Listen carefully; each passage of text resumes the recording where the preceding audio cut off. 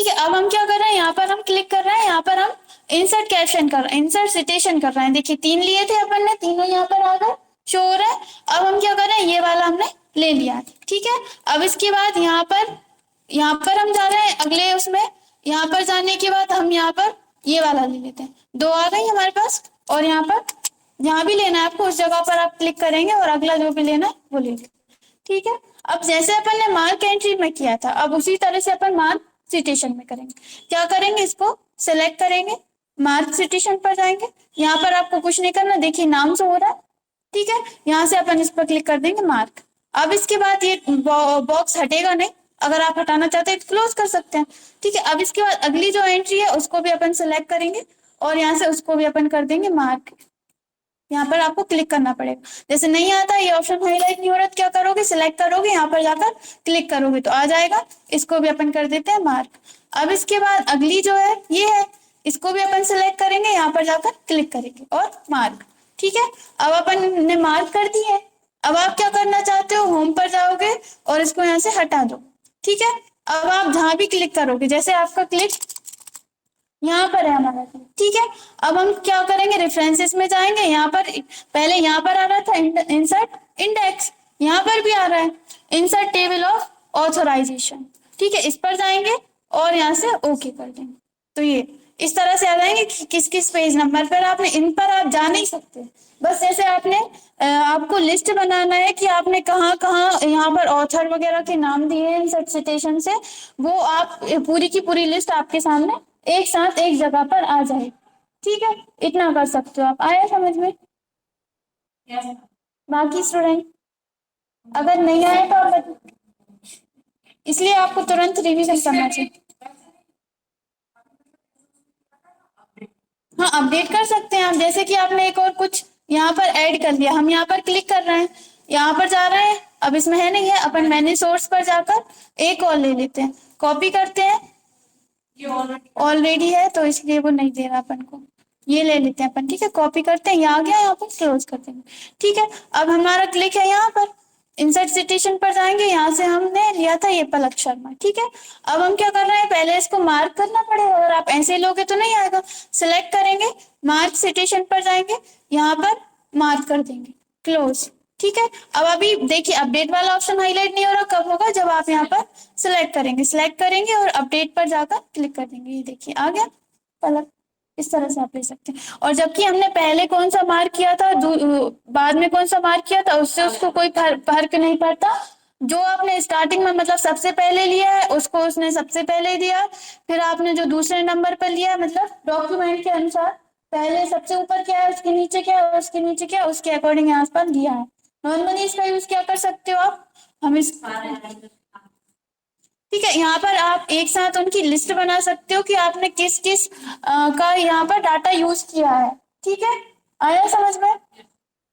थोड़ा थोड़ा आया होगा, लेकिन नहीं आप रिवीजन करोगे तो आ जाएगा। ये क्या है, थोड़ी सी अलग चीज है तो इसलिए थोड़ा सा डिफिकल्ट लगता है। अगर आपने इसको स्टार्टिंग से पढ़ा है रेफरेंस टाइप को तो आपको लास्ट तक अच्छे से समझ में आएगा, लेकिन अगर आपने स्टार्टिंग का नहीं पढ़ा तो फिर, या फिर बीच का छोड़ दिया तो फिर आपको थोड़ी सी दिक्कत आती है, क्योंकि वो सब एक दूसरे से ही रिलेटेड है, मतलब एक जैसा ही है पूरा उसमें।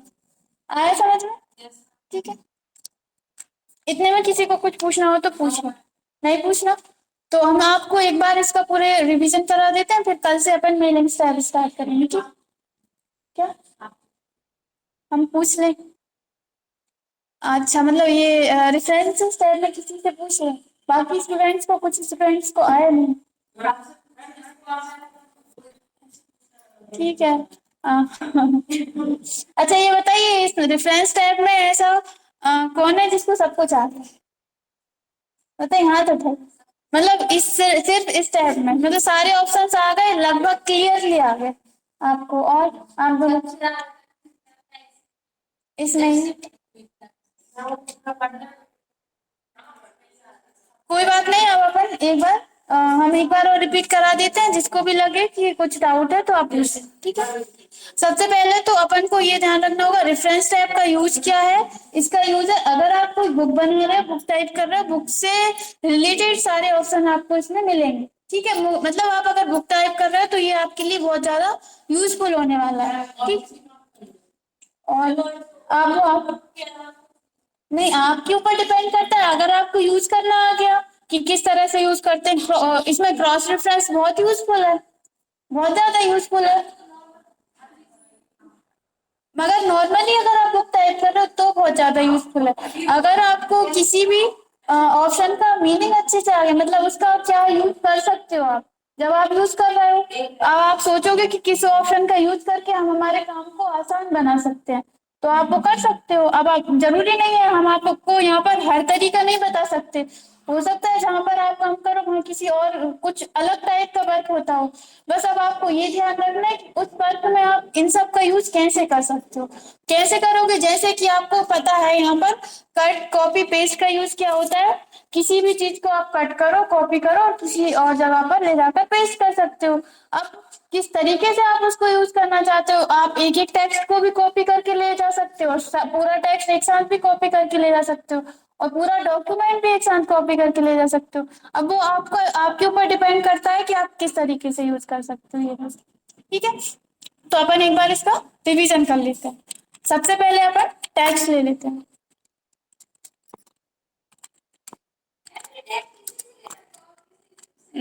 नहीं, इसमें एमएस वर्ड के अंदर टेक्स्ट इसी से ले सकते हैं, यही फॉर्मूला होता है टेक्स्ट इंसर्ट का। हमने यहाँ पर 50, ये पैराग्राफ उसमें प्री डिफाइंड है, मतलब पहले से ही डिफाइंड है कि जब भी कोई ये फॉर्मूला लगाए तो ये पैराग्राफ आना चाहिए, क्योंकि ये इंटरनेट से चलता तो चेंज करता रहता। आप देखते हो, आप टाइपिंग करते हो, बार बार वही वही पैराग्राफ आता है, वो डिफाइन कर देते हैं, मतलब वो सेव कर देते हैं कि ये चीज आएगी जब आप यहाँ पर ये चीज करोगे। जैसे कि आप ये बताइए, आप यहाँ से कोई इस पे क्लिक करते हो तो हमेशा बड़ा ही क्यों होता है, छोटा क्यों नहीं बनाया ही है उन्होंने।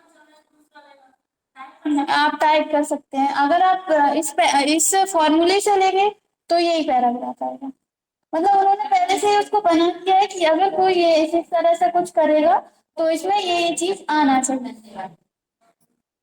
ठीक है, तो इसके लिए अपन क्या करेंगे, हम रेफरेंस टैब में जा रहे हैं। आपको जैसे पहले बताया था, आप बुक बनाते हो तो बुक में पहले रहती है यूनिट्स। ठीक है, यूनिट्स के अंदर जो भी रहता है यूनिट के अंदर रहता है। ठीक है, तो हम यहाँ पर लिख लेते हैं यूनिट 1। हम इसको हेडिंग 1 नहीं दे रहे, ऐसे ही लिख लेते हैं। ठीक है, अब यूनिट 1 के अंदर हमारी जो फर्स्ट हेडिंग है वो क्या है, मान लीजिए एमएस वर्ड है। ठीक है, एमएस वर्ड 2013 के बारे में हमने बताया है यूनिट 1 के अंदर।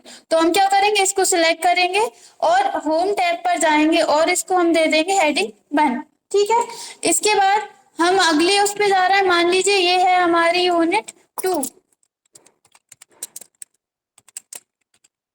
ठीक है, और इसमें हमने बताया है एमएस एक्सेल के बारे में, तो हम यहाँ लिख देते हैं एमएस एक्सेल। ठीक है, 2013, और इसको भी हम यहाँ से सेलेक्ट करते जाएंगे और होम पर जाकर हेडिंग बंद कर देंगे, या फिर अब आपने जब हेडिंग बंद दे दिया है तो आप यहाँ से भी ये ऑप्शन आता है ना ऐड टेक्स्ट वाला, यहाँ से इसको लेबल 1 भी दे सकते हैं, वही सेम है दोनों। ठीक है, एक ही चीज है। इसके बाद मान लीजिए अब ये 2 दे दिए हमने, लेवल 2 इसलिए सिलेक्ट नहीं कर रहा क्योंकि अभी हमने ये क्या है, हमारी फर्स्ट ही हेडिंग है, मतलब इस यूनिट के अंदर ये हमारी फर्स्ट हेडिंग है। जब हम मान लीजिए हम एमएस एक्सेल के अंदर, यहाँ पर ये हमने एमएस एक्सेल के बारे में बताकर फिर हमने एमएस एक्सेल के अंदर हमने यहाँ पर होम टैब के बारे में बता रहे हैं यहाँ पर। ठीक है, ये किसके अंदर है, हम एमएस एक्सेल के अंदर है, तो फिर हम इसको लेवल 2 या फिर हेडिंग 2 देंगे। ठीक है, आया समझ में। तो यहाँ पर हम जाएंगे इसको लेवल 2 दे देंगे, या फिर आप हेडिंग 2 भी दे सकते हैं। आया इतना समझ में। अब हमने पूरा नहीं बनाया हमारा डॉक्यूमेंट, हम जा रहे हैं फर्स्ट पेज पर। फर्स्ट पेज को हमें खाली करना है, ब्लैंक करना है, तो कैसे करेंगे, यहाँ पर जाकर सबसे स्टार्टिंग में जाएंगे, कंट्रोल के साथ एंटर की दबाएंगे। ठीक है, अब हम जाएंगे फर्स्ट पेज पर और यहाँ से रेफरेंस टैब में टेबल ऑफ कंटेंट्स, ये 3 यहाँ पर आपके सामने 3 तरह के आएंगे, इनमें से आप कोई सा भी एक चूज कर सकते हो अपने अकॉर्डिंग। ठीक है, तो देखिए हमने क्लिक कर दिया, इस तरह से आ गया।